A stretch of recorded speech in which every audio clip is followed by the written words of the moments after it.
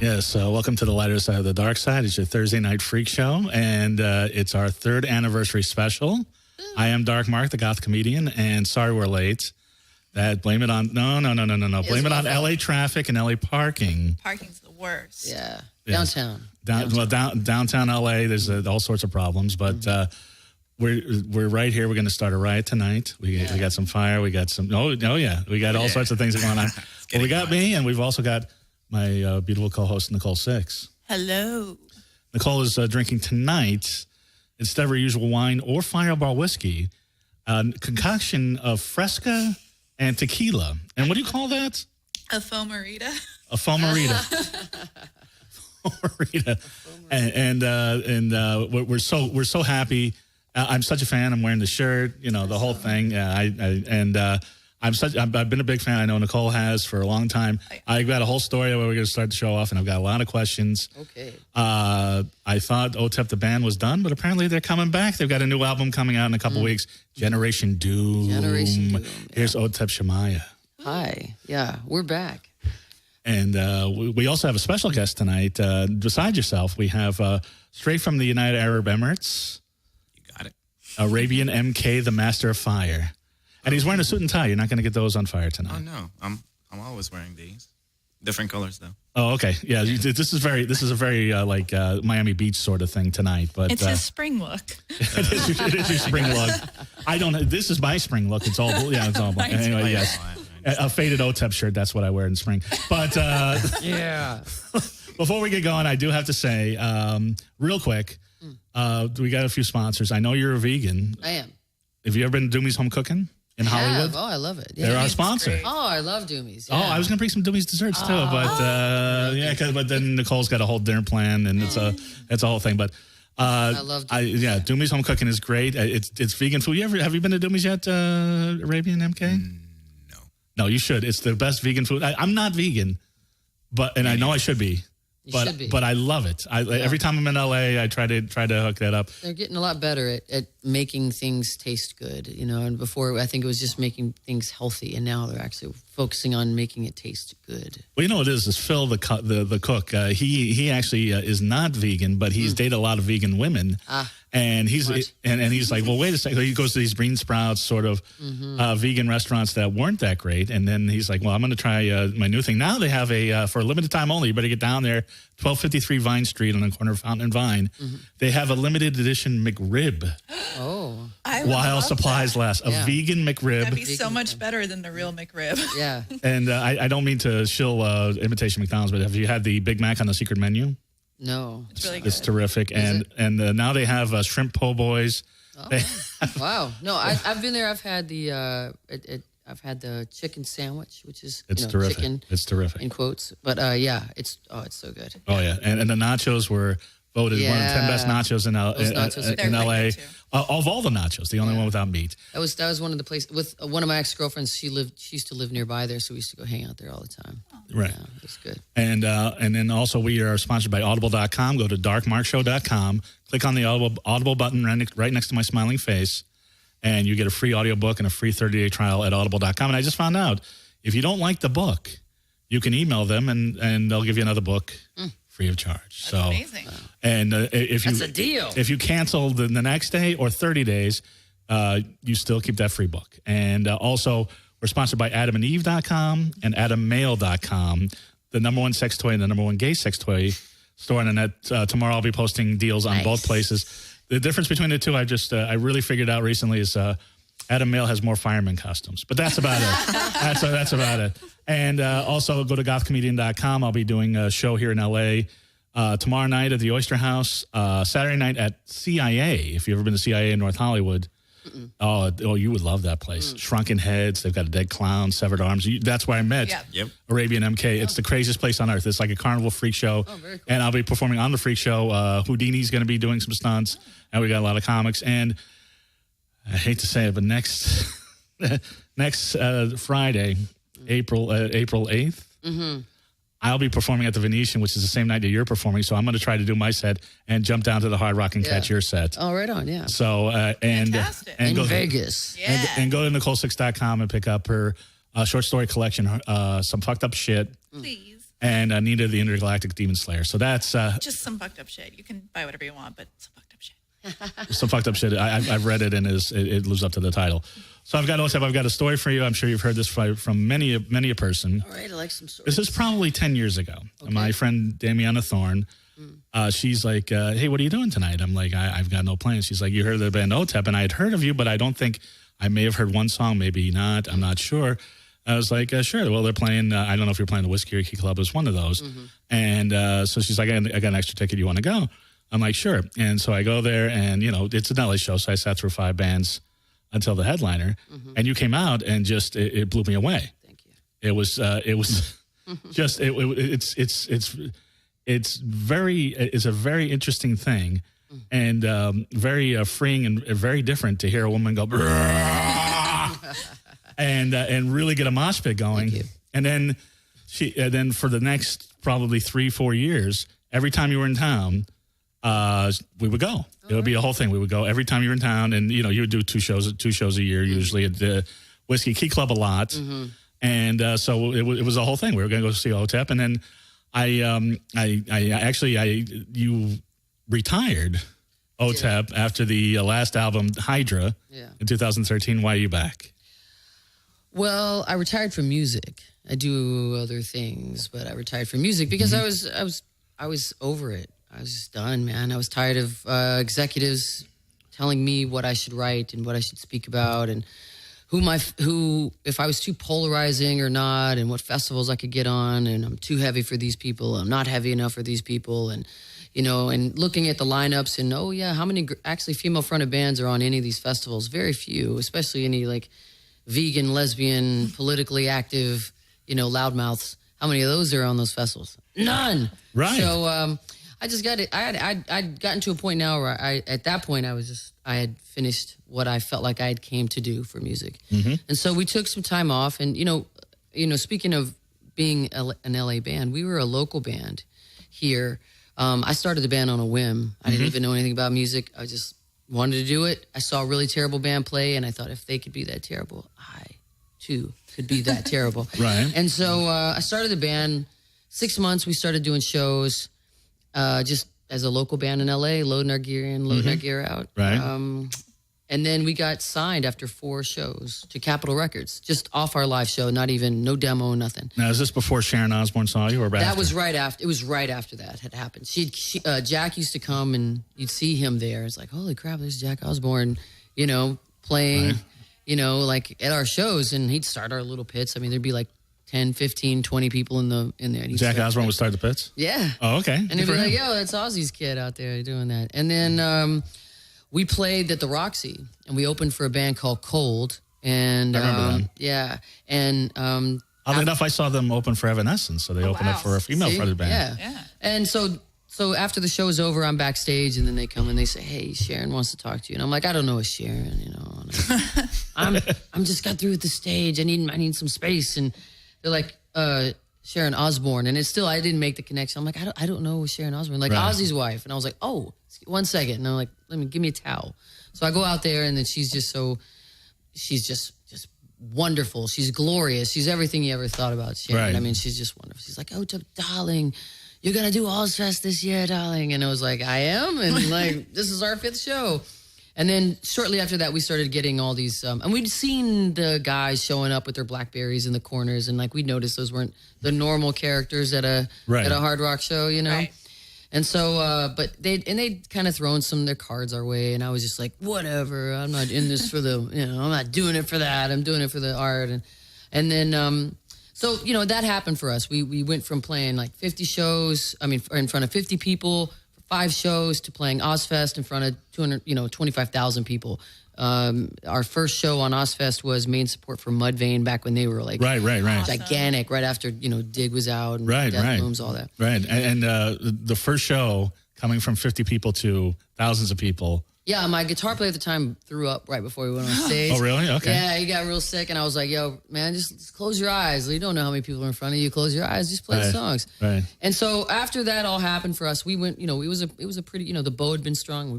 And Let Go, and the arrow flew, and we just went with it. And then I got to that point where I felt like Hydra came, and I was I again had gotten to this, I don't know. I was done with the music industry itself. You know, I didn't. The executives in the music industry didn't invent iTunes. Right. Right. They can't. There's no foresight. There's no profits in music. Right. So the file sharing, that stuff was just ridiculous. It's like I'm making my art. You guys are stealing my art. It's very difficult. So it's like it just didn't. Music feel industry's right. dead. It's hard to make money. Well, it's just not even about money. It's just like there's no respect. There's no respect from the artist. There wasn't respect from a lot of the fans. There wasn't a lot of respect from the industry. And but you know, that was just the way I was feeling at the time. Right. Well, when I'm saying money, I'm not saying like you're going to, to survive, make your rent. Just even, I mean, there's a lot of bands that don't. They have 2-3 jobs, and that's the reason why we've gone through a lot of different musicians, is because it's really hard to make a living on the road. Right. So, I was just resentful, and I was angry, and I just felt like I didn't want to fake it, So I was like, I just need some time off. I'm done. I'm going to do my other thing. I do voiceover work and stuff. Right. So we can talk about that. yeah. So I did a lot of research on you. Thank you. Nicole will tell you that when I have beautiful women on the show, I do a lot of research. Thank you. Well, so I took about 2 years off, and we stayed busy. I mean, we toured just as an unsigned band, so it felt like it did in the beginning, with the way we were, and we were just playing for the fun of it. And we were reconnecting with our fans and reconnecting with, I guess, the core of creativity, what caused it. And pretty soon, songs started to come back. The spirit of music started to inhabit me again. I felt like I had reconnected that spiritual intercourse that I enjoy so much, and I sort of demand from a live show. I need it. That's the only reason why I can do it, is that spiritual intercourse between me and the fans, between me and the band, between all of us in this room, where there's this infinite moment that will only last a second. Right. And speaking of spiritual intercourse with your fans, we do have a fan on the line. Oh. So I didn't mean to interrupt, and that's why I knew you were going to be a great guest, because you're not shy about talking. Caller, you're on the air. Can you hear me? Yes. Who is this? So my question is, how is this album different from the rest, Otep? How is Generation Doom different than the rest of my albums? Yes. Well, I think that it's quite different from the last album, because the last album was a concept album. It was based on a short story I'd written about a serial killer named Hydra, and so we built the record, that record around that idea. And so when I took time off and went on my way back to sort of this self-discovery, I went back to my journals, back to my diaries, back to my personal poetry. And so I think this record is a much more personal album. It's my sort of insights. And I think for a while after, House of Secrets was our first concept record, Sevestra came directly from my diaries and personal journals and my personal poetry. House of Secrets was a concept album that was also from that, but I pulled from other sources. The Ascension went back to personal diaries and journals.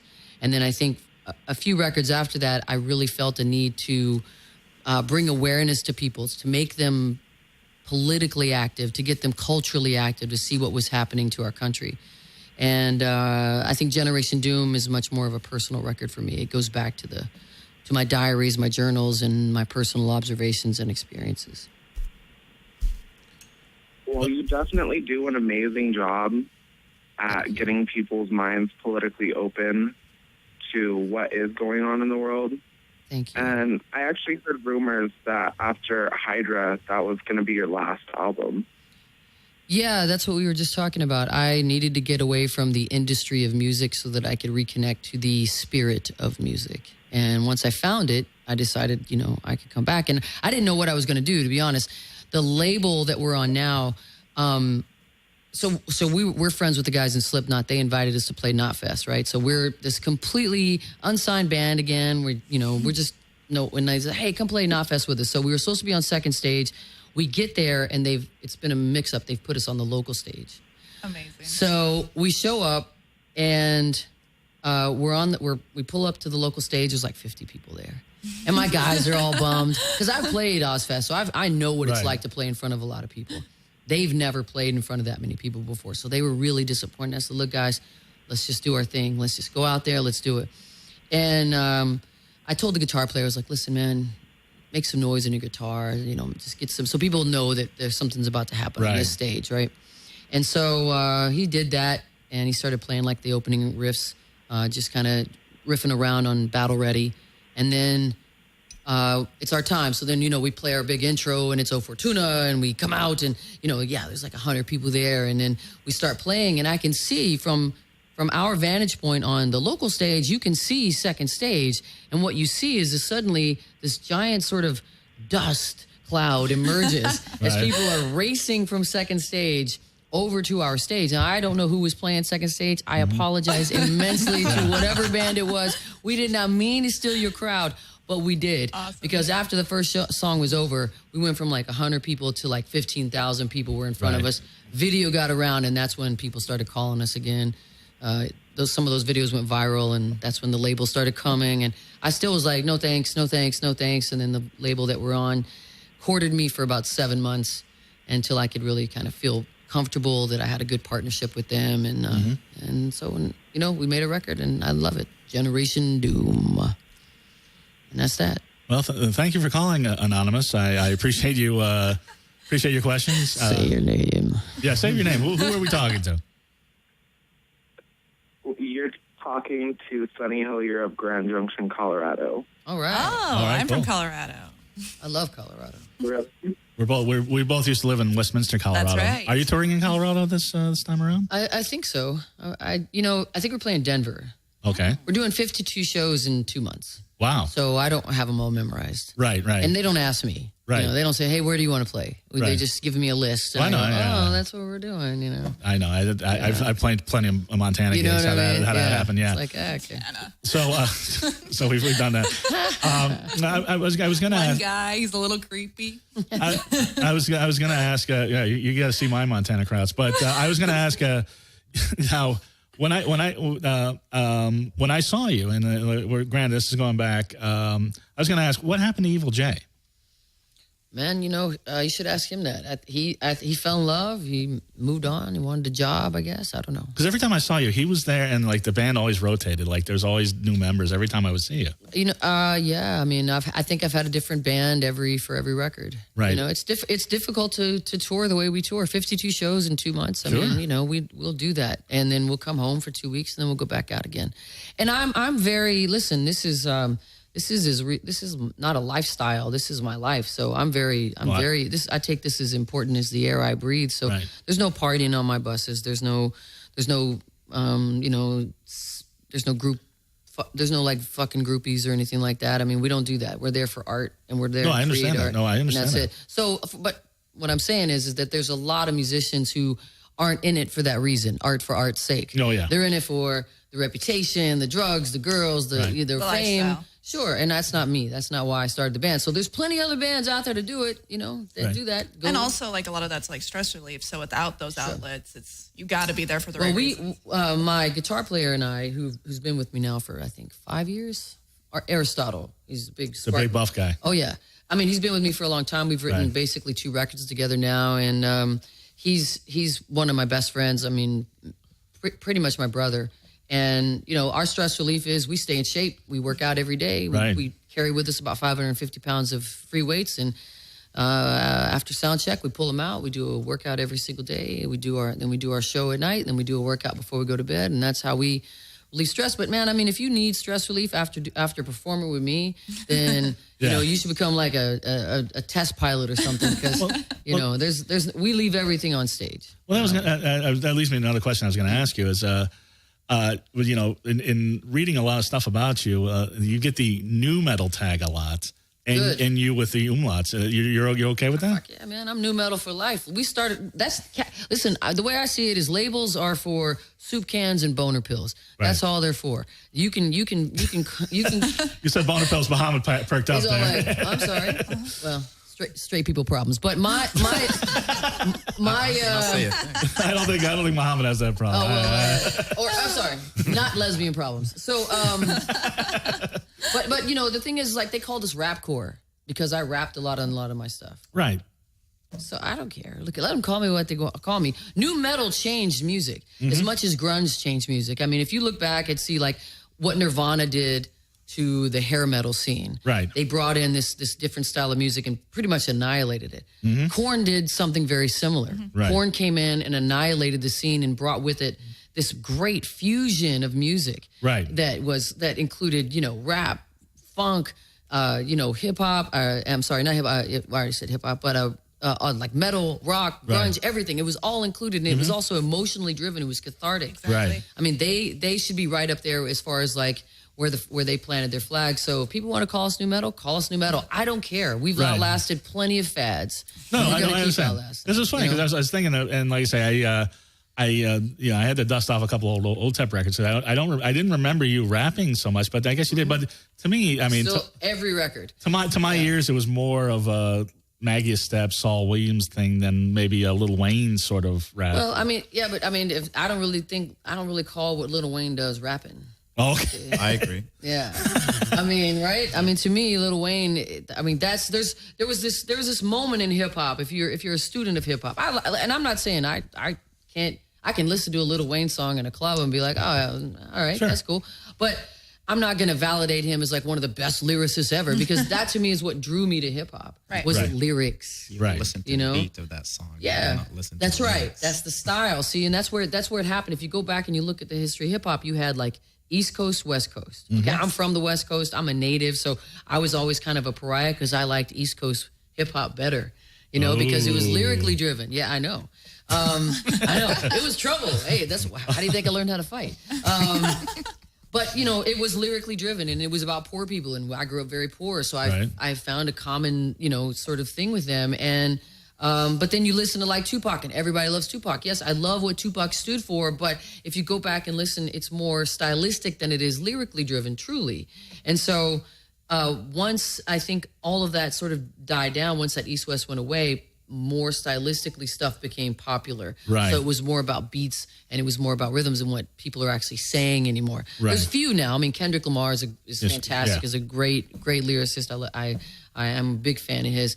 But, you know, I always kind of looked in that world. And even like if you want to veer out of hip hop, I mean, Tom Waits is somebody that I always looked up to as well. And the beat poets and those cats, spoken word poets, those guys. I mean, I did deaf poetry.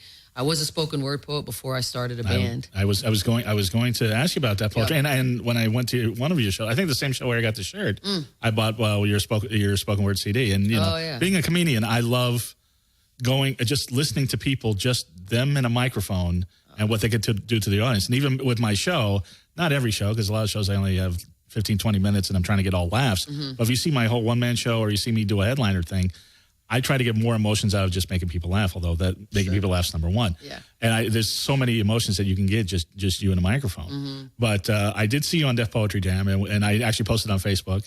But I did it twice. You did it twice? Yeah, they only aired once. Okay. But I did it twice. Oh, what happened with the one that didn't air? The first one I did was politically driven. Yeah, so I don't think and this was right around the time we were having issues with, there was a lot of protests against the Iraq War, against George W. Bush, and I recited this poem called Hail Caesar. Right. And it basically, I don't know, it was about the Iraq War, but it was also about Christianity and how Christians kind of think that we're better than, or that they're better than every other religion, even though Christianity has committed some of the greatest crimes against humanity ever. Right. The missions, you know, I mean, the Native American Holocaust in this country, we just outgrown it a little bit now. Even unless you're an evangelical and you're sitting in front of some, you know, minister right now who I think a couple months ago was calling for the execution of gay people, and 5 presidential candidates spoke at his church. But I think that that was maybe the reason why they chose not to. Right. How did that go over with the crowd? They didn't know. They applauded it at the end. There was a moment, I think, of quiet sort of contemplation. Right, because the one I saw, it was My Own Enemy, or I'm getting Dedicated to My Enemy. Dedicated to My Enemy. And at the end, they seemed a little shell shocked at that one too. Oh, they were. I mean, the thing that I was a little disappointed is, and the funny thing is I'm really good friends with Russell Simmons. I mean, he's one of my dearest friends. now. Back then, he was just my idol because, look, here's a guy that brought poetry to the world through HBO. I mean, it was a really marvelous thing that he had done, and still does. I mean, he still is a wonderful human being. But I remember being backstage, and I thought, oh man, I've been kind of pushed aside by the rock scene because I was like the only woman to play Ozfest, and people had this assumption that because I didn't party or that I was politically minded, that I was, I don't know, different than everybody. So they kind of kept me at a distance, and I thought, I'm going to be around poets. Man, this is my wheelhouse, right? And I got there, and they were like, they did a prayer circle, and they didn't invite me in. They didn't even talk to me. And then one guy was like, so where have you performed? What circuit have you performed? I'm like, I've never done this before. It's my first time, except for last year I did this, and then this year. And he goes, so you've never done it? You just do it? You come from nowhere, and you go to the Super Bowl of poetry? Just like Ozfest. Jeez, what were you thinking? I know. And I'm like, well, they invited me. It's not like I walked in here or something. But so they were kind of disrespectful a little bit in that way. But I remember walking out, and I'm standing next to Mos Def, who is, again, one of my favorite lyricists of all times. And yeah, he seemed pretty impressed. And the rest of the crowd was, But in the beginning, it wasn't. Like you stand like right backstage, and they're watching a little monitor, and he's standing there. He won't even acknowledge I'm standing there. And I'm just like, oh my God, it's Mos Def. I just want to like shake your hand. So then I go out, and when I come out, I take a stand. I just stand there for a second. And then there's this quiet hush, right? And it's quiet as a church in there. And then there's a couple little giggles in the corner, and there's like a couple dudes and whatever. And then I hit off with the first bit, which is, you have 7 more seconds to decipher your life before my tongue becomes a blade and your brain gets sliced. I warned you before, I was destined for war. I was praying for Armageddon on the day I was born. And another little giggles, right? And then I go into the other part. And this is a true story. This is based on the man who got my mother pregnant didn't want my mom to be pregnant. So he decided to try to help her not be pregnant anymore. So it goes into the part about it was a night of lies. It was the devil in his eyes. And then I go to the part where I hit myself in the stomach. Now the mic is here, and you're broadcast over the whole speakers in the theater. So when I go to the hit myself, it's like boom, boom, boom, and you just hear it, boom, boom, boom. There's this audible gasp in the room. Right. They go, and that's when I knew I had him. Right. Just in that moment. And then after it's over, everybody's like, oh my God. And then Mos Def comes out, literally tears in his eyes. I'd never seen that before. And he was just, and I was like gone. I was you could tell he was shaking. Yeah, he was like, he grabbed my hand, he kept wanting to talk to me, and I was like, I'm done. I was like, I gotta go. I gotta get off stage, because I just had this moment. I didn't want to blow it. And plus I needed to recollect myself. And then he comes out and he goes, that was so real. Right. And I go backstage, and when I come back, all the poets applaud. Right. So I'd earned their respect, and I appreciated that very much. And that was one of the, to this day, it's one of my most, I think, defining moments of my life. And that's, by the way, your stomach is a lot tighter than mine. But that's a very similar story to Ozfest, because you came out there and, you were a band. I'm sure the other bands were like, you haven't paid your dues. And then you won them over. I did. Well, it's because you always have something to say. And that's what makes really good art, is when you have something to say. Thank you. By the way, I didn't mean to interrupt, but that's a moment of intelligence by Nicole 6. We try to have one on every show. Go ahead. I'm sorry. No, it's true. It's rare that I don't have something to say. We've noticed. Yeah. Right, Arabian MK. You've noticed. I agree. He's enjoying it though. Look at him. Yep. Oh, we're all enjoying it. I mean, no, this is great. Because I was going to ask, since we're, and as you can see, I don't, because people ask me, they're like, is there a topic? Is this, that, the other thing? I just go with the conversation. Yeah. So now, since we're in a sort of a hip-hoppy vein, I'll tell you what, one of the most unusual Otep shows I went to was when Jada Pinkett Smith's band, Wicked Wisdom, opened up for you. Yeah. And I didn't know she had a band. She did, yeah. And actually, they had contacted me. They contacted my manager. Will Smith's manager contacted my manager and said, he's a fan. And I was like, what? The Fresh Prince of Bel-Air is a fan of mine? What? And they said, yeah, he's a fan, and his wife, Jada. And I was like, melting, because I just love Jada, right? Right. And he's like, she was starting a band, and she wants to talk to you about a few things. Like a hard rock metal band. She wants to start, well, at first it was going to be a punk band. Right. More like, just more punk, more a little thrashier. Mm-hmm. But she kept losing her voice. So she was going to ask, she wanted to know if I could give her any tips on how to scream and any warm-ups and cool-downs and how to maintain your voice over a certain amount of time. And so I said, absolutely. So, and by the way, is there anything you could share with our audience on that? yeah, you have to. I mean, this is a very delicate instrument. You're talking 2 tiny little membranes inside your throat. It's like you should take care of it like you would a 300-year-old violin. I mean, seriously. Lemons always work for me. A lot of opera singers say that pineapple juice, but for me, it's always lemons because lemons are they help kill bacteria. They also they keep everything nice and tight. So do you? And it's gonna sound horrible, but do you suck on lemons before and after the show? No, I don't suck lemons. I know that. That's a joke, but no, I mean semi-joke. But I mean, I actually put them in water. It's this thing where I cut them and I squeeze the juice into water, and and then a little bag of tea, throat coat tea. Take that on stage, and I will sip that in between every song usually. Okay. Yeah. Because if people have never seen the Otep show, that's it. I've had it. I've never heard an Otep song or Jesus Christ! thing. Come on the show. Hold on. If you see an Otep, I got lost. I like Opeth. It's cool. Okay, then that's another question I had. Forget it, then. But no, I got lost in your eyes for a second and the whole lemon thing. So, so you're sipping tea on stage. I do sip tea. Yeah. Yeah, I was gonna say if people have seen an Otep show, and I've seen many of them. Yes, he has. You definitely the voice gets a workout. Yeah, man. Yeah. So can we go back to let's go back to Jada Pinkett Smith? Yeah, so teach women how to scream. Oh yeah, so she asked me and I was like, sure, yeah, I'll do that. And so then they said, well, they want to come see you play. And I was like, great, sure, no problem. So we play at the Glass House in Pomona.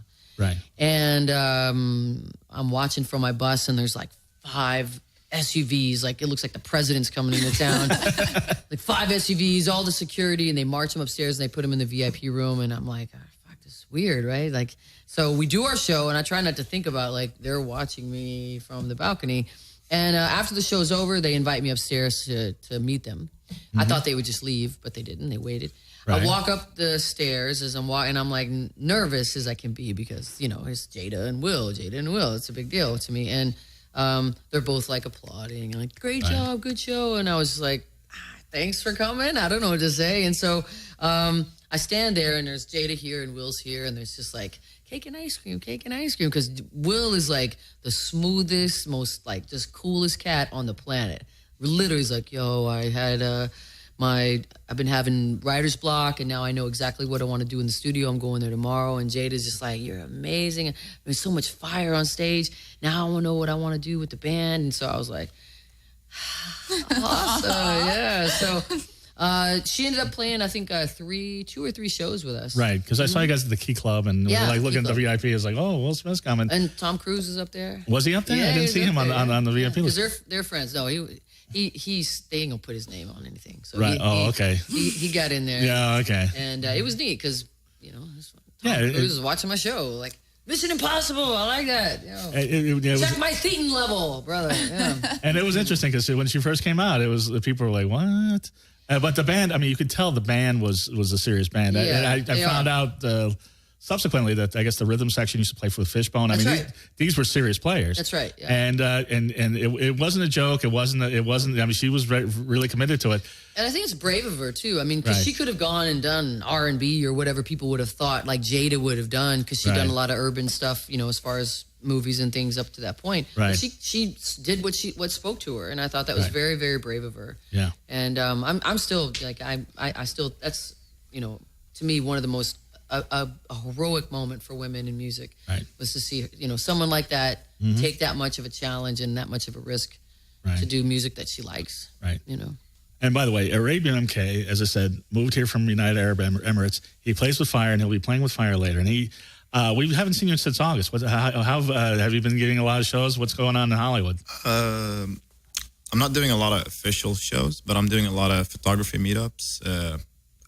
A lot of photographers meet up in this one location they decide on Instagram or Facebook. Right. We're talking about like from 20 photographers up to 300 photographers. Are they photographing you playing with fire, or you're photographing? They're pretty much gathering up, you know, as a hobby kind of thing. And everyone invite their friends, from fire performance to models to actual entertainers. We got some, you know, free runners. Right. We have people flipping and stuff. We have sexy models to not sexy models. And Some all right models. yeah, like, hopeful. And how's the culture changed from the United Arab Emirates to LA? I mean, I remember when I met you and when you were on the show, you'd been here like 2 weeks. Yeah, like that's the thing. Everyone thinks that, oh my God, you definitely felt the change. And I'm like, guys, the only change I felt is the fuel prices and the traffic. That's it. Like, the United Arab Emirates is really, really multicultural. Like, people don't believe that I've been here for less than a year. Like, oh, how can you speak English so good? I'm like, I don't know if I speak English very good, but this is the English I speak back home. And right. I have a lot of foreigner friends out there. Right. And, yeah, so not much of a change. It's just cooler here, as in weather-wise. Nicole, are you ready for the worst segue in the world? Sure, bring it on. Now, you did an EP called Jihad. Now, Jesus. I did. Yeah. I told you it's the worst segue in the world. Did you get any flack for that? No. And when did that come out? I did. 2001. It was it after September 11th or just before? Or? It was before. Okay. Before. And to me, I went back to the meaning of jihad at the time. What my understanding it's an inner struggle. It's to battle the demons within you. It's to destroy the darkness within you. I didn't get any flack from American distributors, but European I did. They wouldn't let us use the name. Really? And I was really upset about it because I was like, it was America that got attacked. Mm-hmm. It wasn't Europe, so why should you care? I'm an American band. Right. America got attacked, but they made us change it to self-titled. So, because they asked me to choose a name and I wouldn't. Right. Like, it's jihad, whatever you want to do. Right. Yeah, self-titled doesn't really do it, but it doesn't have the same impact.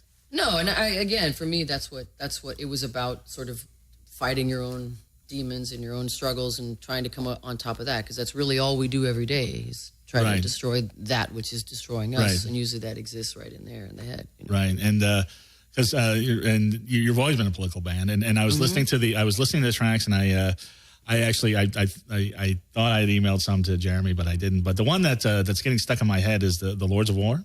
Lords of War. Yeah. Lords of War. I can't get that out of my head. Yeah, it's a great song. Thank you. Yeah, that song I started writing that song after all the videos started surfacing of all those cops killing unarmed black children in the streets, and and I caught a little bit of flack from it when I first started reporting it on Facebook and stuff, because a lot of the fans, even if you go back to the George Zimmerman case, where people were saying, oh, this kid was a thug and this and this and this. And I'm like, what the fuck are you talking about? Like, first of all, I have thug tattooed on my finger. That's a thug right there. Right here. So I grew up in poor neighborhoods, and we have the right to walk around on our streets and without having some jackass follow you. I know if I was walking around by myself, I had just come from a 7-Eleven, and someone's following me in their car, I would get nervous. And if he got out of his car and came at me, yes, I would be aggressive towards him, because I don't know who you are. Right. You've been following me in your car, and now you're going to come up to me like that. So, and then even on Ozfest, I was attacked by 2 security guards and 2 sheriff's deputies. And I didn't know who they were. They tackled me from behind. I had a universal pass. I had the whole thing. They tackled you? Oh, they tackled me.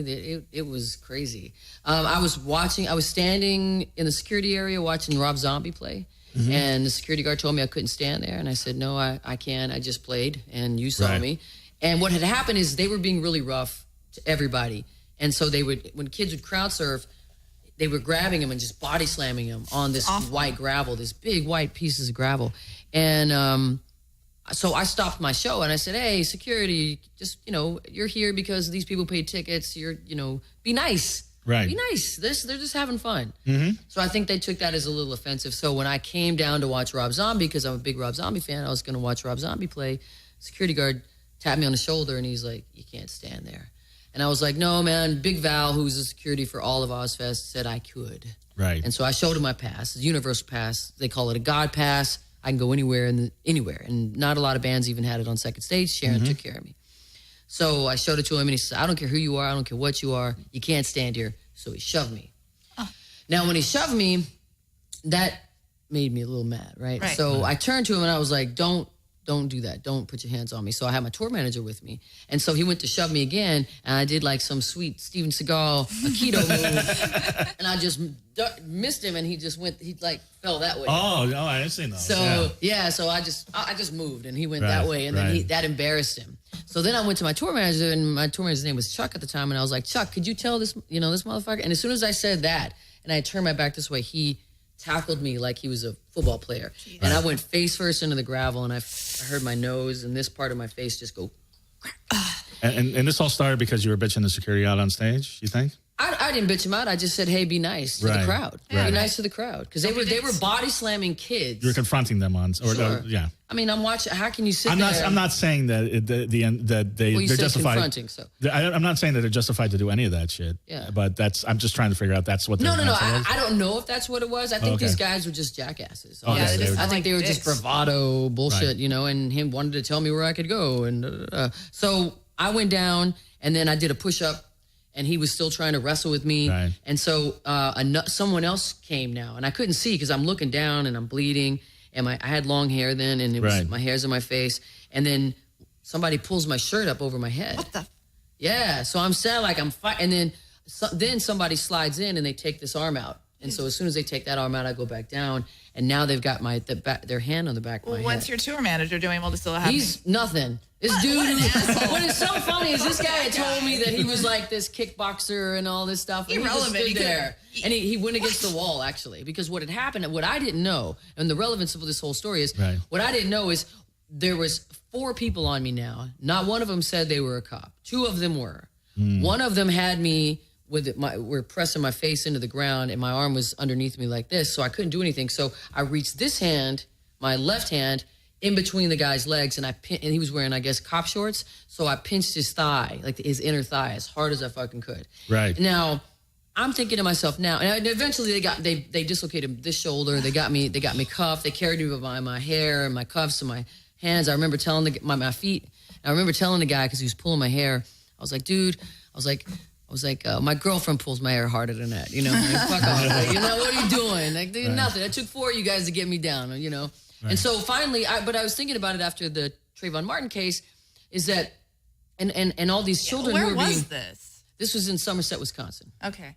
And so they took me out, they arrested me, they put me in a cop car, they drove me out into a cornfield, and I thought, great. I'm going to get executed in a cornfield. Right. Yeah. So, and I have family in law enforcement, so I was telling them that. I'm like, I'm not this, and I'm rattling off all these people because, I've got pretty some people that did their time, and they're, I don't want to talk too much about it, but they're higher ups in there. So I was giving them that spiel. I'm like, this. Yeah, you don't want to die. So finally, and finally the promoters come. They pay like a $2,000 check to the police officers, and they drive me back. Oh man, so fucked up. I got a similar story about Tijuana, but so the point of all this, the reason why I wrote Lords of War is because I was thinking, like, when I grabbed that guy, right, and he screamed, "The bitches got me! The bitches got me!" and they started hitting me with their blackjacks.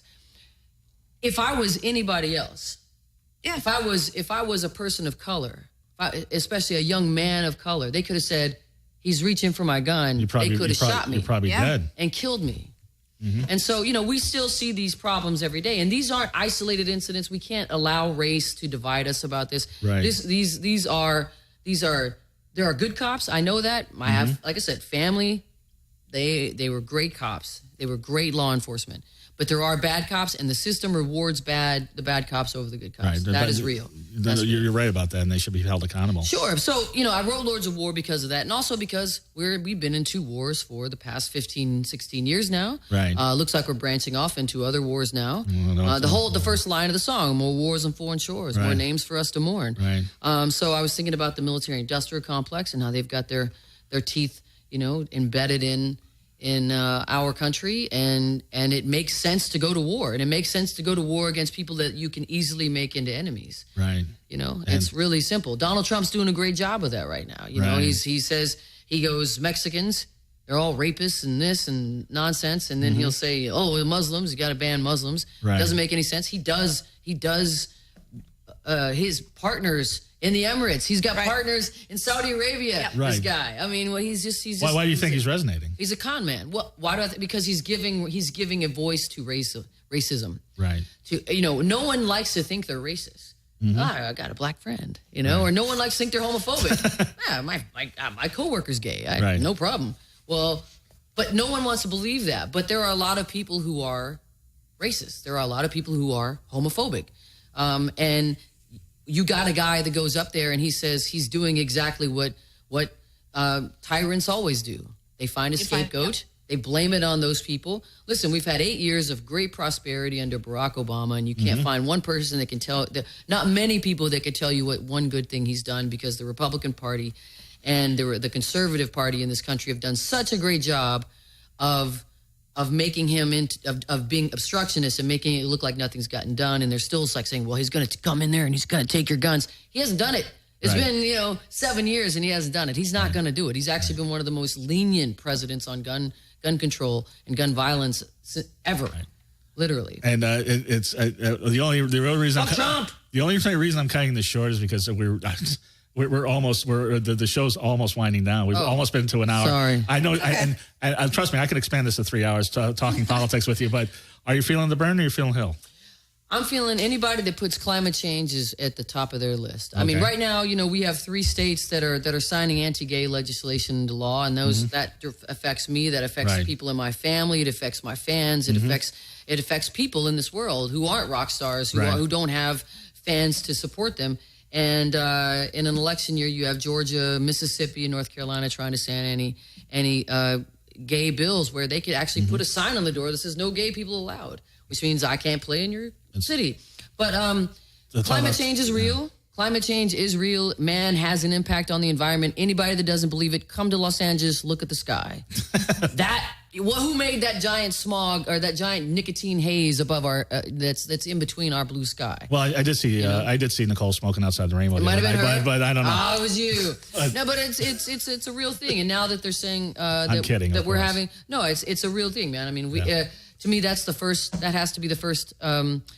The first and only issue, because if we don't have a planet to live on, then nothing else matters. Right. And the one thing I was going to ask you, because did you actually have like a coming out, or were you always out? Because first off, according to my mother, I was always out.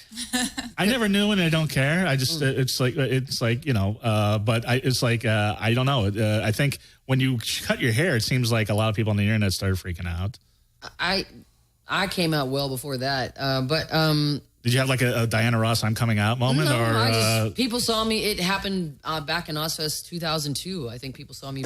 People were like paparazzi pictures of me and my girlfriend at the time, and that was a mistake. The girl, not the that was bad news. But and people just started asking. And I was like, I didn't know it was a big deal. And then, but I thought you meant like to my mother. Yeah, I did come out to my mother, and then she's like, because I was like, Mom, I got something to tell you. It's really important. And she's like, okay, what? And I'm like, I'm gay. She goes, what? That's it? I thought you were going to tell me you had cancer. That's ridiculous. Of course you are. We've been waiting for you to say it. Like, we know it. But no, the biggest thing about my hair, which drives me insane, is when people tell me that. It's like, I really like, grow your hair back out. Fuck off, man. That's not their fucking business. Just go look at old pictures of me. There's plenty of them on the internet. Use the Google. No one should ever tell you what the fuck to do with your hair. I like your hair too. I told you. No, not you. I'm just saying, like, people will say that to me even now. Like, somebody who's probably said it in, like, on Facebook or something. It has nothing to do with that. Yeah. I've seen some really vicious things that people have said about you. It's really weird. I don't know why they're so threatened. Whether you're a woman, you're a lesbian, or you're good, I don't know. It's all those things. But it's just like I'm the one they love to hate. I don't like Megadeth, but I don't sit there and wish they were aborted. I mean, I wouldn't say that. I just I don't like their music. Yeah. That's my opinion. And if somebody doesn't like your music, that's their opinion too. But I've seen some really vicious things about you. They come out. But you know what? And that's the thing. I would rather it be a very passionate response to me, whether pro or con. Lukewarm is never good. Right. So I think if I'm doing it right, then there's going to be people that hate it and people that love it. And I've called out journalists in the past for like, there was this one group of journalists who wrote a really, really bad review of my record, but they wrote it really poorly. And I'm a writer, so I critiqued their critique. Oh man, you never saw so many people with. I said, do I need to send you a box of tissues? I mean, how God? Like, you can't stand being criticized, but you're a critic, right? But on the internet, the internet gives a lot of people courage, but not many people will come say it to my face. I'm sure. No. And on the flip side, The Tribe more than makes up for it. You have some of the most passionate fans I've ever seen. That is, you know what? If I have anything that I can ever rely on, that's the one thing everyone says to me. No matter who, if they love me or hate me, if they like my music or dislike my music, there's nothing they always say the same thing, that the Tribe, my tribe, the Otep fans are the most passionate people on the planet, and that is real. And you've inspired real creativity. I was talking to a couple people. I know somebody started writing because of you. Yeah. Other people have inspired to become. They've done in fashion, music, everything. And that's been my. If there's one goal in doing any of this, it is to inspire people to be artists or to find their creative side. Truly, that's to have something to say and sure not to be brave enough to say it. Yeah, and also, if they have, a lot of people go through emotional times, and for me, that's, it's okay to be sad, it's okay to be angry about things, but do something positive with it. Put it into art. Your music is very cathartic in all sorts of ways. And on the new record now, I was listening to the new single "In Cold Blood." It's a lot poppier than what I'm used to from Otep. It's what? It's a little poppier. Poppy. A little poppier. Okay. A little mainstream. A little mainstream. I know. Am I wrong? It's a good thing good thing you guys checked me for weapons before I came in here. It's a good song, but it's not. We weren't going for that. You know what? Maybe it's catchy. Maybe it's going to be like the next big thing. Let me rephrase that. It's very catchy. I'll give you the. Hey man, listen. I honestly, to me, the idea is to reach as many people as we possibly can. But that song was written. Honestly, I thought that was going to be. I wrote that song out of a personal experience I had. I'd gone through a devastating breakup, which for me was really strange because I'm quite the Lothario. So I normally don't fall in love. Right? He's looking at me because that's he knows me. Okay, so I'm the slow burner. I don't fall in love. I just don't. It takes a very long time for me. Yeah, and I admire people. I respect them very much, but I just don't fall in love. And I did. I fell in love and I felt loved. And I'd never had that either, to have both of those things. And so in one fell swoop, once the relationship over, I lost my best friend, I lost my confidant, my lover, my companion. You went from being a we to a me. And there was this I'd never dealt with anything like that before. So again, this was during the time when I was in my hiatus. Right. So I was really going back to my origins with writing poetry and writing these things out because I felt such resentment, such sadness, and such confusion. And when I say you go from being a we to a me, it's a death. It's a part of you died. Absolutely. There's this whole separation that takes to move on. That's what it felt like. It really did. And it felt like it did. It felt like there was a whole piece of me that was missing and I was incomplete, and I'd never felt like that before. So the first thing that I did was I wrote the line, "Something's wrong with me for thinking something's right with you."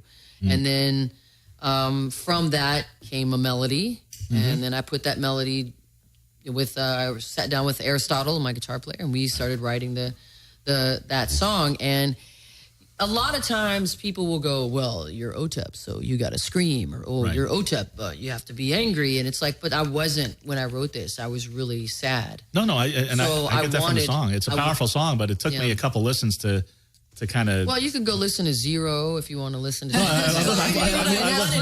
I listened to that too. And Lords of War. There's some traditional Otep stuff, but also I didn't want to. That was another reason why it took me so long to come back to the music game, was because this expectation game of who I'm supposed to be. And that's what it is. It's very honest. You wanted to be honest. With I did. I wanted to be honest, and I wanted to be my authentic self. Right. And I didn't want anybody to tell me anything. In fact, today I actually got into kind of a little bit of a thing with the label because. With all the stuff that's going on with the gays and lesbians in this country, where you can still be fired for being openly gay in some states. Yeah. And Saudi Arabia put out this thing where they were going to murder young teens who came out on the internet, so execute teenagers. Don't point at me when you say Saudi Arabia. I'm just speaking to. I feel like I'm not paying attention to this side of the table. Right. So it's all right. He's you cannot pay attention to me during that part. Saudi Arabia is one country. It's really Iran, no? It's smaller than Texas. No, I understand. I get that's it. disgraceful. But so for me, I wrote this song called "Equal Rights, Equal Lefts," and this album is very personal. It comes directly out of my experiences. And Go's the first song, right? What's that? Go's the first song on the record? Zero is the first. Oh, Zero. Did I say Go? I'm sorry. Zero is the first song on the record, correct? Yeah. So the record begins with you shouting, "I don't give a fuck." That's right. Okay. But no, I don't. I know. And I don't give a fuck. We've established that on this show. Definitely. But no, and you also do a cover of Royals. I do. By Lorde. Yeah, I sure did. Yeah. And I haven't heard that. That sounds awesome.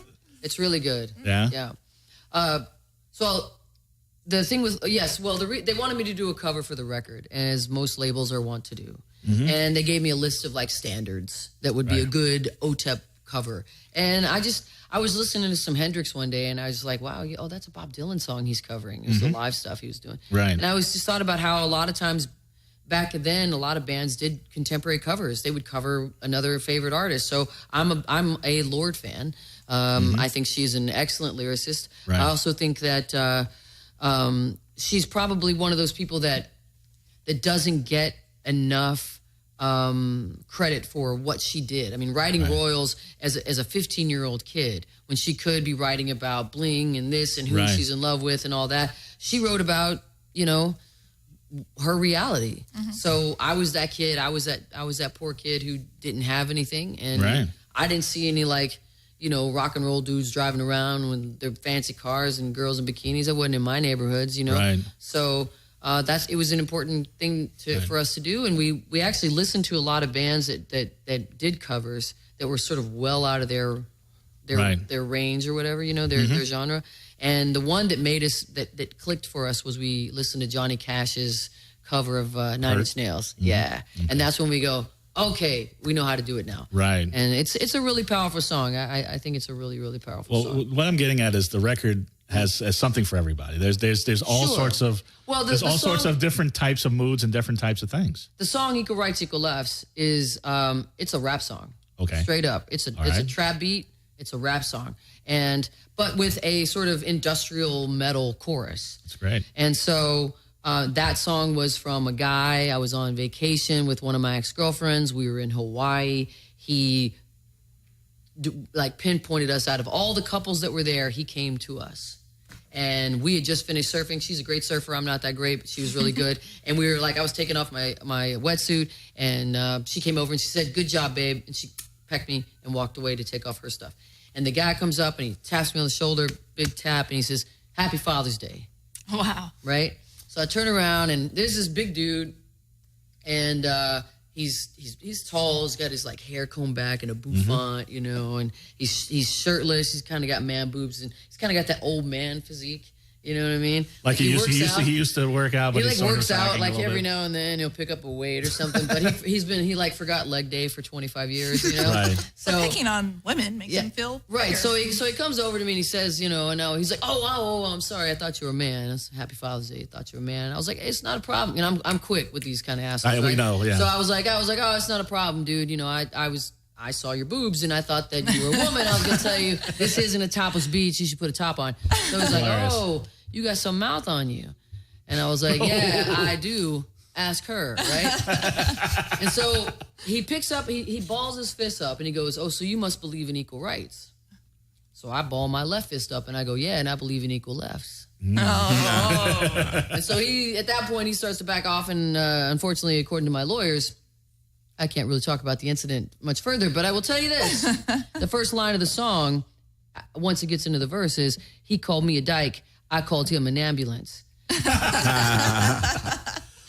that song, I wrote that song and I fought with the label about it because I was like, look, homophobia is large in hip hop. I'm going to that wheelhouse. Right. Live in that world. Lil Wayne, we were talking about earlier. Lil Wayne can say no homo. He could say somebody's on some faggot shit and get away with it just fine. Eminem. Eminem. Drake, sure. Kanye says something about a blonde dyke, but I can't, and I would never, but why is it okay for them to be able to use those kind of homophobic slurs, but not okay for anybody to use racial slurs? Of course, no slur is okay. Right. So I wanted to go to that world and bring that song to that world, right. And to maybe somebody that wouldn't ever listen to an Otep song because I'm the girl that goes grrr, right? So, but they'll listen to this song because it's not threatening in that way, but it's still a very, very powerful song. If he left in the ambulance, it's a little threatening.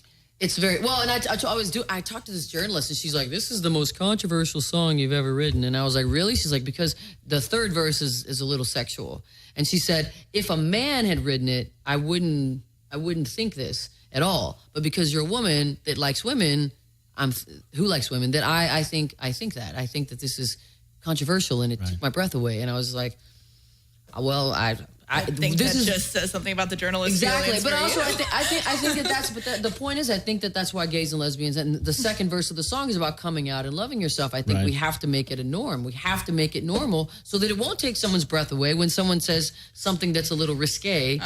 And it's getting there. There is progress, but yeah, there's so much more to go. But listen, it's still there. When last year the KKK put out a death warrant for any gay people on site, and that's in this country. We have 3 states right now that are trying to sign anti-gay legislation. This isn't the federal government. All you Alex Jones fucking weirdos. It's more than that this too, is because it's not state just people governments. who are gay. It's anyone who looks a little different. Anybody who could be. Well, that's where it starts, and that's why I think people have to understand that. It's like they go to the easiest people first, and then once those things are established, then they go on to the other people that they. And it all, like. And it comes down to people they think can't defend themselves. That's right. That's right, and that's why this song's so important, because that's what the chorus is: equal rights, equal lefts, fight for your right to exist. Yeah. And by the way, we've passed the hour mark a long time ago. When you start talking, it's one of those things, but. I was going to ask Muhammad to get his stuff because we want to get some fire because it is the 3rd anniversary and we want to celebrate. But while you're getting your stuff, we do have a caller. Oh, another caller. Lovely. Caller, you're on the air. Hi, Mark. It's Rachel. Hi, Rachel. This is my friend Rachel. I met in New Orleans. Now she lives in Baltimore. Oh, hi, Rachel. Hi. Hi. So, just a quick question. I have not written in probably 3 years, and it's something that really, really bothers me. And I'm just wondering, what's the best thing for you for when you're having writer's block and you just can't? Well, I like to, whenever I find that those rivers have run dry, I tend to read a lot. I go back to my favorite authors or my favorite books, and I tend to read a lot. And then if that still hasn't sort of fostered the idea of or fostered that momentum, I'll just write. And I know it's going to be garbage, but just to get the pipes flowing, and that's fine too. I think just to get everything going again. And then I'll just, if that won't work, I'll just pick a topic, just one topic, and try to write about that. And then my final resort is I choose random letters from the alphabet and I try to make a title from it. And then from that title, I try to write a story based on that. And it's just tricks to try to get your gears flowing again, I like it. Okay. Sometimes it's just hard because, I move around a lot, as Marcus said, and then I work all the time. So sometimes it's just hard to find the inspiration, and then once the dry spot hits, it just, that could have been taken so many ways. I'm sorry. But, well, and it's true, right? I mean, it is hard, but I think write about how hard it is to write instead of just talking about it. I mean, that's one of the things that I find that I find myself doing is almost a condemnation on the muses. Where did you go? Yeah. Why have you forsaken me? And sometimes I'll find some of the best stuff is in the things that I'm writing about not being able to write. Yeah. Yeah.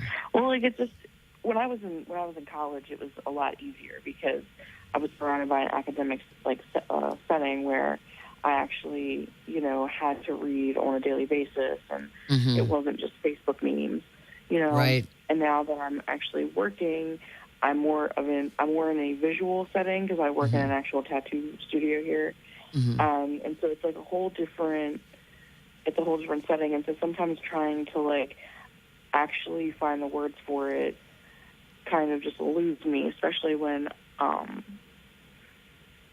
not able to read every day, or I don't make time when I'm on, I find that when I'm on tour as well, because we're playing, I'm doing interviews, I'm doing all these things. So I'll try to read a paragraph before I go to bed, and then that sort of pollinates my mind as I enter into dreamland.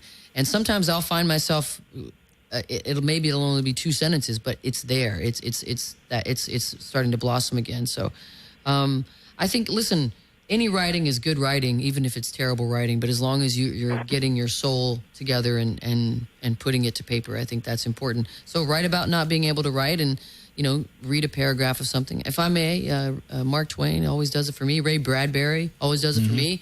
Harlan Ellison. If you guys don't know who Harlan Ellison is, for shame on you. But Harlan Ellison is and I am lucky enough now to call him a friend. I was a fan well before that. But he's the Mark Twain of our generation. I would read anything and everything that he's ever written.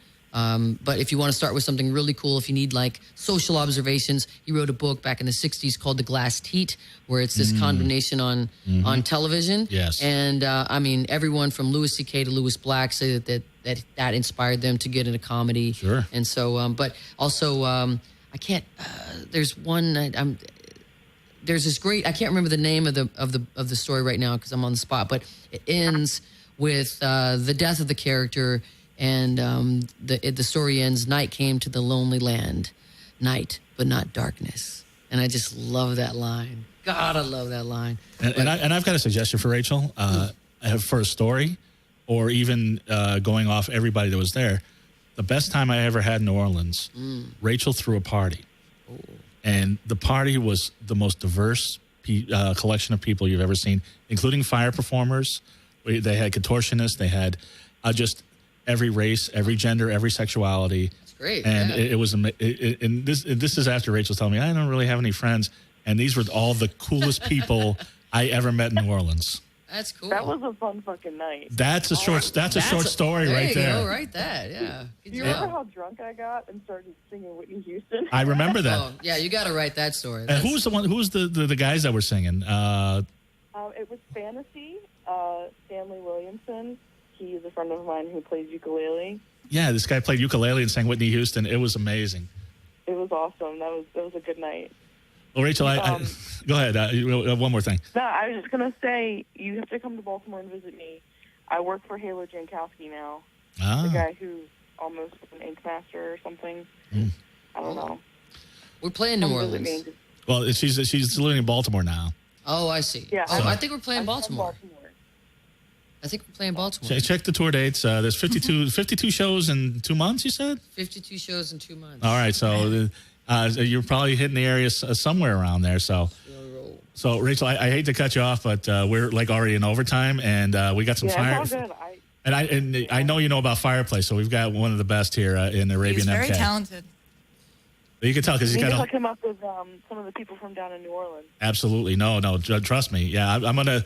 Yeah, add each other on Facebook. I'm gonna message you, but call me. Anyway, Rachel, thanks for calling. And if there's one more thing you want to say to Otep, please do. You're the best. Thank you. Good luck with the writing. I want to read that story. Thank you so much. Okay. There you go. Okay, so it's my third anniversary. And first off, I want to thank everybody, including Jeremy here at We Play Studios, Gary Garver, who got me a podcast in the first place, which was 3 years ago. My former co-host Hell's Bell, who took a chance and on being my co-host, it was great.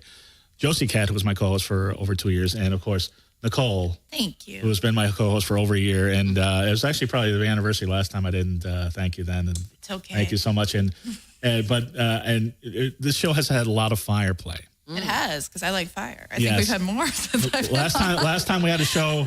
Nicole's legs were set on fire, but we've got Arabian MK now. Jeremy, should he do it here or do it? Jeremy's coming over. Jeremy's all, I got this. Right. So I think he's going to film you over there. This is going to be, you're going to love this, Otep. I wanted to, okay, so you got the camera on him. You're going to love this, Otep. He might, if you're into it, he might set your hand on fire if you'd like. Sure. Okay. All right. So show her, explain what you're doing and then show her on your hand first. Oh, on my hand first. All right. So it's pretty simple. It's a bit of science more than fire. Before it was fire. You didn't mention that. I have a bachelor's in environmental science. And I'm getting my master's in marine biology. I'm a science teacher before I was a fire performer. So it's very scientific. It's a simple science trick where it's pretty much water heat capacity, where the bubbles have a lot of water in them before it has sorry. All right, let's start from the top. All right. Okay, so we have butane bubbles here. contain the butane gas, which is flammable. It has a very low flash point. It burns up quick, burns up high. The bubble, when it bursts, the bubble's made of water. So when it bursts, it releases all the water on your hand, protecting your hand, and the gas just burns upwards, keeping your hand safe. As long as it goes for like 2 to 3 seconds. It depends on how condensed the bubbles are on your hand, and it just goes on. So it doesn't burn. It feels warm.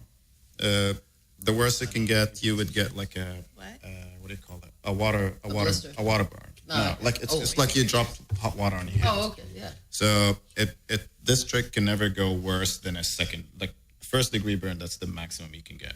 Like a sunburn. No. So for you to have it, we need to get your hand wet first of all. Okay. So I'm going to refrain from the jokes now. There's fire involved, so. See, your hand's wet now. We get some bubbles here. We scoop them out and we put them on your palm. All right. Okay. So if it feels extra hot, all you do is just close your hand so you can Mm-hmm. squish all the bubbles out and the fire's out, or flick them down. Don't flick them. Not up, not at you. This is very flammable. I know. This is thick His hair. dreadlocks are very flammable. They're very flammable. All right. And 3, 2, 1. There we go. Wow. Awesome. Yeah, I loved it. Wow, that was very cool. We can try it again since your hand's Okay. already. Yeah. Oh, I just wiped it off, maybe. No, it's fine. It's fine. Okay. It's what I know. And Nicole's getting the shots here. So, good. Yeah. So he's putting the soap suds with the butane on Otep's hand. Yep. Now he's lighting Otep's hand on fire. That is so metal right there. Look at that. And it's been part of the deal. So if we have time for another trick, Science is fun. Yeah, let's do one more trip. Yeah, absolutely. It's another science trick, but I need your cup right now if you're done with it. Are you done with I'm done with it.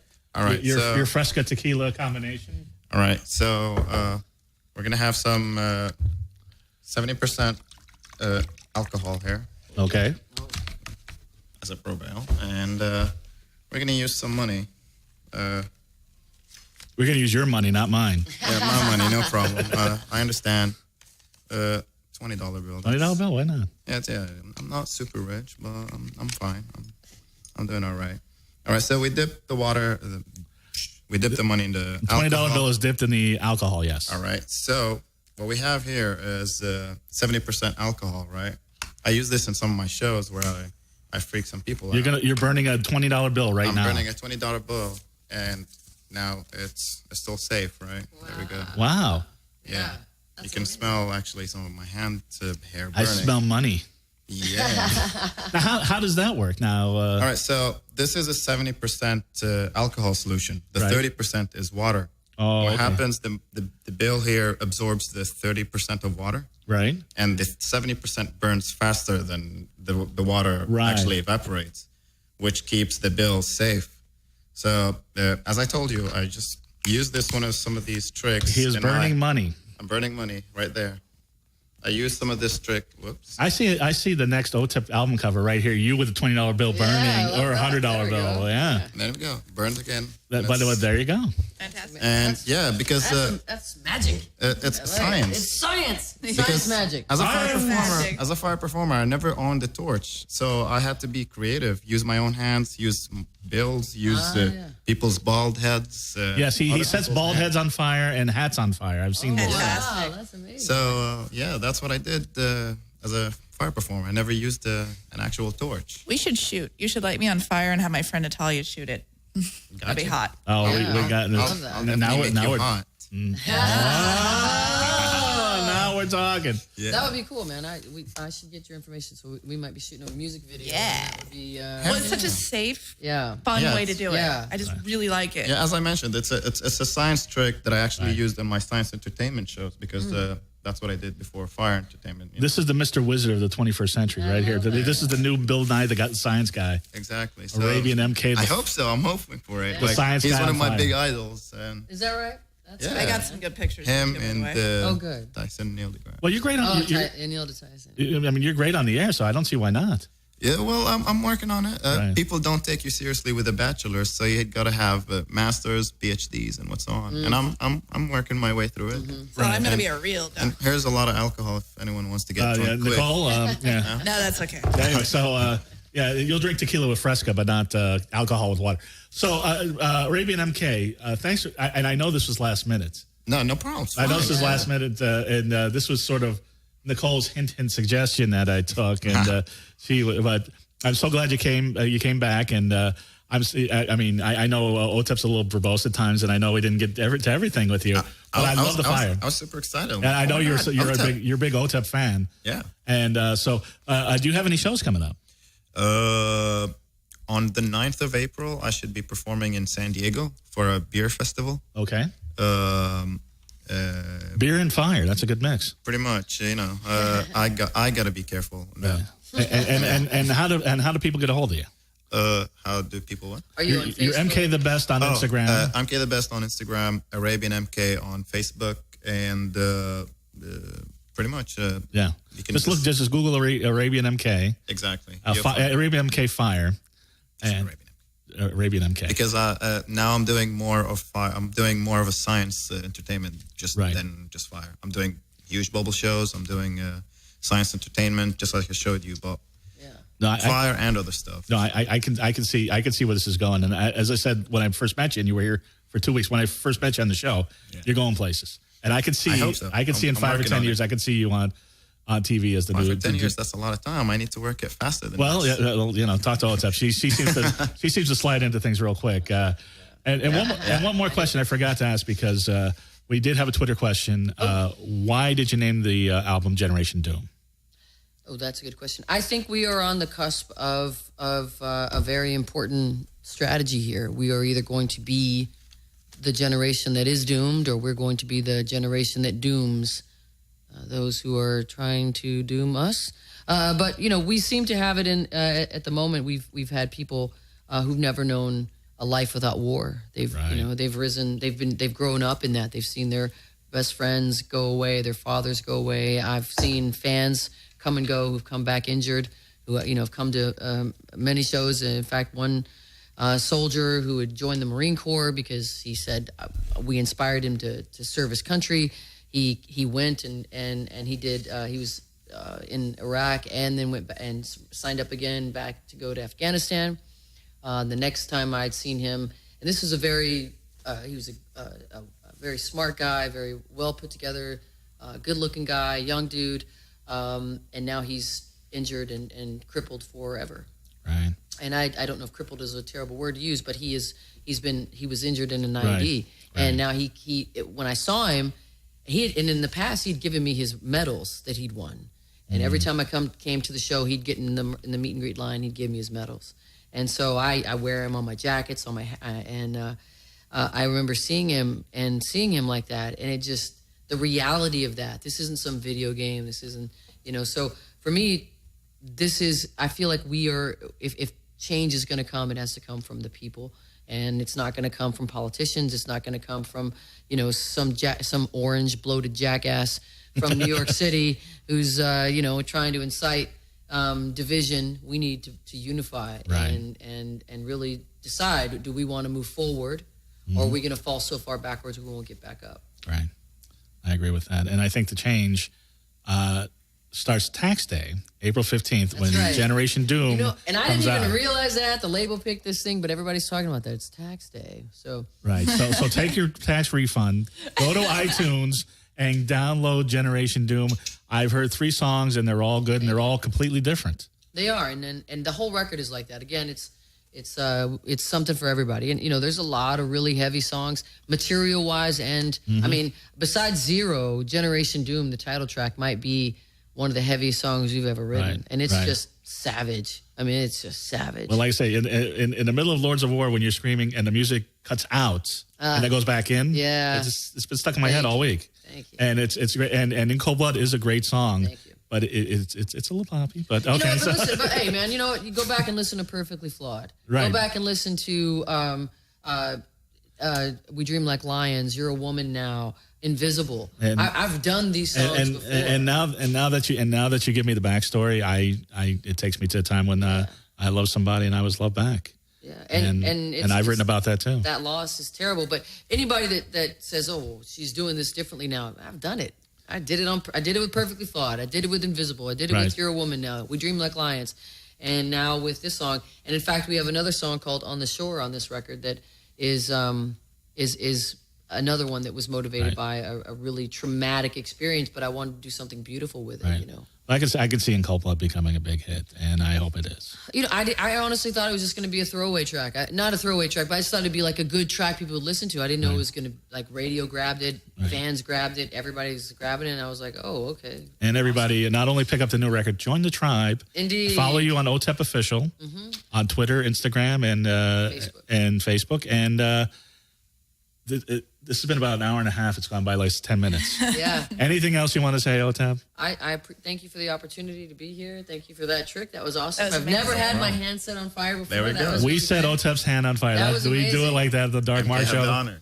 And of course, go to Nicole6.com and pick up some fucked up shit. And I still want to read the Nina the Intergalactic Demon Slayer, but apparently Nicole doesn't want anybody else to read it. But yes, Yeah, whatever. You can read it if you want. and go to I'm not gonna Goth. stop you. I just also don't advertise it. And go to gothcomedian.com. And I want to say thanks for the last 3 years. And we've had some amazing moments. And hopefully we'll be doing this for a long time to come. And have a wonderfully creepy week and month and year. We'll see you soon. It's so full.